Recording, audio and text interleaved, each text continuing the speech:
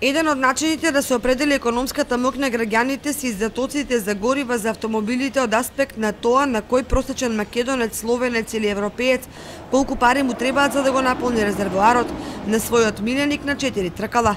Комбинирајќи со бројки и споредби, аналитичарите деновиве пресметаат дека македонецот треба да работи 3 дена за да го наполни резервоарот, словенецот 3 часа, а побогатите европејци помалку од 2 часа. Утешително за нас е што србите мора да одработат ден повеќе од нас за пол резервоар или 4 дена. Но овие податоци базираат на просечната дневна заработувачка од 1000 денари, а таква кај нас имаат разноразни мајстори и само одредени професии. Колку дена треба да одработи една конфекционерка за да ја качи до максимум стрелката за горивото, ако се знае дека нејзината плата се движи од 9000 до 12000 денари, а дневницата од 2500 денари. За да наточа 40 литри бензин, таа треба да работи 6 дена. Но не се поразлични состојбите и во другите балкански држави, каде работната рака е дури поевтина отколку кај нас, а цените на бензините се дури